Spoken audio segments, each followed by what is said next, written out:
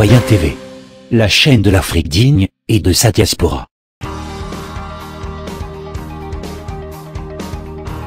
Au sommaire, diaspora, mobilisation à la CPI, actualité en RDC, actualité en Syrie, actualité en Occident et pour finir, actualité en France.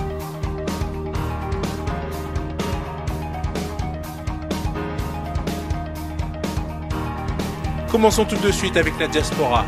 Mobilisation à la CPI. Mobilisation de la diaspora. Rappel. Mobilisation à La Haye le 7 mars 2016 à l'occasion de la réouverture du procès de la honte. Ce jour-là, plusieurs témoins insiders de Fatou Bensouda sont annoncés. C'est le moment de prendre son billet, 10 €, départ Gare du Nord, dimanche 6 mars 2016 à 23h30, retour Gare du Nord, lundi 7 mars 2016 à 23h30. Infoline 06 51 44 88 49. Tout de suite, actualité en RDC. Alain Atoundou, porte-parole de la MP, donc catégorique et formel. Dans le même ordre d'idée, le secrétaire général de la majorité présidentielle demande à la CENI de retirer les 69 candidatures de partis politiques et personnalités membres de sa plateforme. La MP base sa décision dans la Constitution et la loi fixant le fonctionnement de la CENI en son article 35. Joseph Kokonyangi, secrétaire général adjoint de la MP, recommande du bon sens à tous ces candidats dits indépendants pour le respect de loi de la République. Lorsque nous sommes politiques et nous chantons au respect de la loi, des lois de la République et de la Constitution, nous devons respecter cette Constitution du premier article jusqu'au dernier. La majorité présidentielle, coalition au pouvoir en RDC, demande à la CENI le retrait des candidatures de partis politiques et personnalités membres de la MP qui n'ont pas obtenu quitus de leur famille politique pour se présenter à l'élection des gouverneurs dans les nouvelles provinces. Joseph Kokonyangi livre ici les précisions à la presse. Tout député ou sénateur qui quitte délibérément son parti politique durant la législature est réputé renoncer à son mandat parlementaire obtenu dans le cadre du dit parti politique.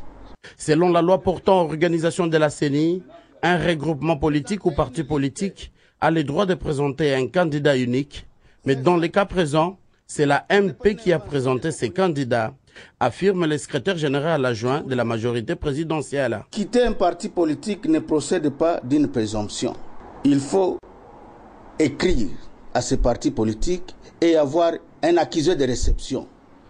Nos amis qui débarquent aujourd'hui comme indépendants, candidats indépendants, sans écrire au parti politique, restent membres de ce parti politique et donc ne peuvent pas prétendre être candidats indépendants. Je vous assure que la majorité présidentielle est très vigilante quant à ce, et je viens de vous citer l'article de la Constitution qui soutient la lettre de la majorité présidentielle qui a demandé l'invalidation de tous ces candidats membres des partis du regroupement politique majorité présidentielle. La MP, par la bouche de son secrétaire général adjoint, demande le bon sens à tous ces candidats dits indépendants et les appelle au respect de la loi de la République parce qu'étant en majorité de députés élus. Pour rappel, c'est le 10 février dernier que la CENI avait annoncé l'élection des gouverneurs et vice-gouverneurs dans les 21 provinces au 26 mars prochain. Tout de suite, actualité en Syrie. Retour au plateau de l'émission à la une avec notre invité sur le plateau, M. le docteur Mohamed Hossein Dori. Merci encore de votre présence. Monsieur le docteur, ces derniers jours, alors une lueur d'espoir avait apparu. Alors on s'attendait à ce que finalement, en effet, une issue soit retrouvée à la crise syrienne, mais ces quelques jours après l'accord en effet obtenu à Munich entre Russes et Américains pour l'instauration d'un cessez-le-feu, alors l'Arabie Saoudite en effet a annoncé vouloir lancer une offensive terrestre contre la Syrie.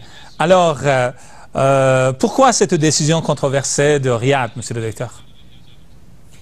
خب ببینید ما باید قائل به تفکیک بشیم به نظر من. اولا همین بحث Vous voyez, il faut faire une distinction. La question du cessez-le-feu de la part des États-Unis porte un message dans ces conditions. En effet, nous sommes témoins des victoires considérables du front de la résistance du peuple syrien face aux terroristes.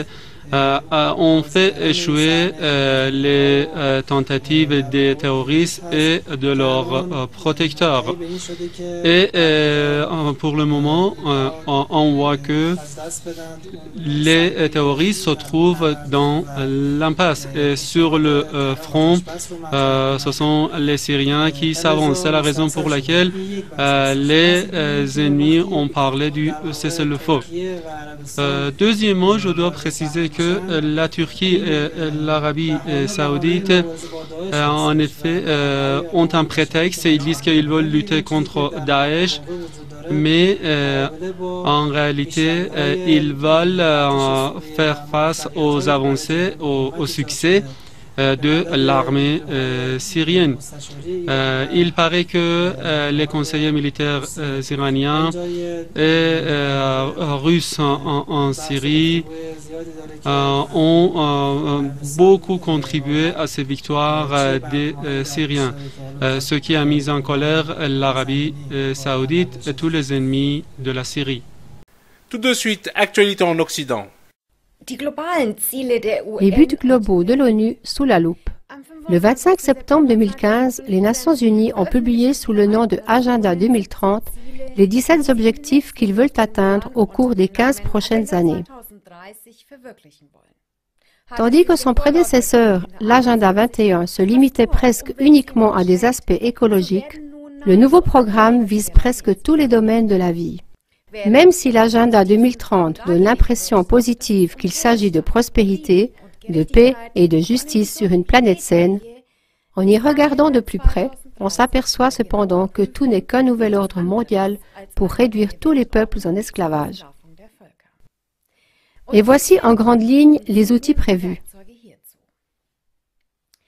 La centralisation des banques, l'abolition de l'argent liquide pour s'assurer un contrôle total de toutes les relations d'affaires, l'approvisionnement en nourriture régulé globalement par une minorité, surtout avec quelques grands groupes qui emploient principalement le génie génétique, l'interdiction de toute tentative d'autarcie, la suppression des contrôles nationaux sur les infrastructures et les ressources, en particulier les terres et l'eau, à force de privatisation dictée par le FMI, comme on le voit déjà actuellement en Grèce.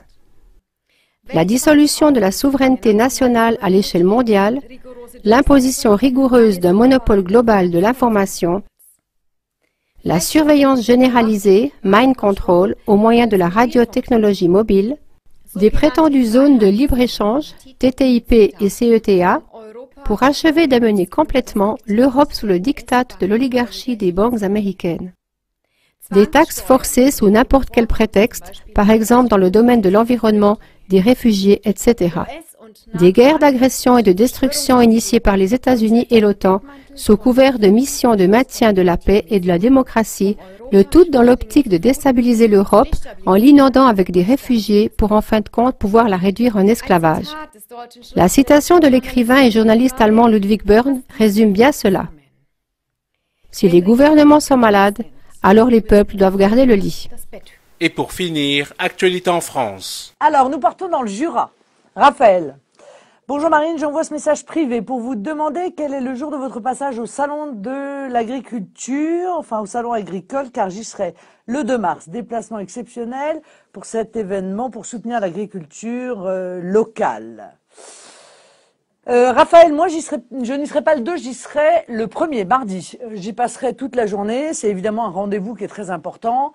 J'y vais pas à la différence des autres responsables politiques pour me faire pardonner les gigantesques erreurs qui ont été commises par les gouvernements UMP, par les gouvernements socialistes et qui mettent l'agriculture aujourd'hui dans une situation juste terrifiante. J'y vais pour rappeler aux agriculteurs que nous avons été en réalité les seuls à défendre l'agriculture, les seuls à avoir une vision lucide de ce qui se passait, mais aussi de ce qui allait se passer pour l'agriculture française, les seuls à dénoncer l'épouvantable dumping social que vivent les agriculteurs, les seuls à réclamer depuis des années et des années qu'il y ait un étiquetage des produits agricoles pour que les Français puissent acheter français, ou à tout le moins sachent ce qu'ils consomment et d'où ça vient. J'ai d'ailleurs signé la pétition pour l'étiquetage parce que je considère que la moindre des choses, c'est que on sache où l'animal, notamment, est né, où il a été élevé, etc. Ça, c'est extrêmement, évidemment, important. Mais vous savez, moi je veux dire, je comprends leur colère aux agriculteurs, bien sûr. Je reste très inquiète. On voit bien que la PAC n'a pas du tout rempli son rôle, loin de là. Mais ce qui me désespère, c'est l'hypocrisie de la classe politique française. L'hypocrisie terrible. Parce que tout le monde va aller de son commentaire, de son message de soutien lors de ce salon de l'agriculture, mais pas plus tard qu'hier, au Parlement européen, encore, eh bien, ils étaient tous, UMP et PS, en train de voter le début des négociations pour l'ouverture d'un accord de libre-échange avec l'Australie et la Nouvelle-Zélande. Un accord de libre-échange qui va être un véritable drame pour nos éleveurs, parce que les coûts de production de l'Australie et de la Nouvelle-Zélande sont sans commune mesure avec les nôtres. Et si on ouvre totalement notre marché à ces importations, eh bien ce sera le coup de grâce pour nos éleveurs. Nonobstant, vous le savez, le traité transatlantique contre lequel nous nous battons et qui est soutenu quand même par l'UMP, là encore, et le Parti socialiste, et qui vise à créer une vaste zone de libre-échange avec les États-Unis. Même problème, même punition. Ils n'ont pas du tout les mêmes coûts de production que les nôtres, c'est-à-dire que les leurs sont très bas, et surtout, ils ne respectent pas du tout les normes auxquelles sont soumis les agriculteurs français, les normes environnementales, les normes sanitaires. Donc c'est vraiment là l'inscription d'une concurrence déloyale dont nous savons à terme qu'elle peut avoir juste la peau de notre agriculture et de notre élevage. On va y perdre en qualité, on va y perdre évidemment en sécurité sanitaire, et puis on va y perdre avec le coup de poignard à une profession qui est essentielle pour notre souveraineté, pour notre liberté, pour notre indépendance. Mais on votait pas seulement ça hier, on votait aussi un rapport de Madame de Sarnez, vous savez, le bras droit de M. Bayrou, avec la Tunisie. Parce que pour aider la Tunisie, eh bien, on considère qu'il faut là encore importer de Tunisie, sans droit de douane, 35 000 tonnes d'huile d'olive. 35 000 tonnes d'huile d'olive. Donc on crée vraiment les conditions de manière consciencieuse d'une concurrence qui aujourd'hui touche tous les secteurs de l'agriculture, les fruits et les légumes, les éleveurs. On se demande, je veux dire, ce qu'ils ont derrière la tête. Et moi, je crois que, hélas, ce qu'ils ont derrière la tête, c'est la disparition pure et simple de l'agriculture qui doit être ramenée à sa portion minimum. Ça, c'est un beau combat que nous devons évidemment continuer à mener avec beaucoup d'énergie et de persévérance.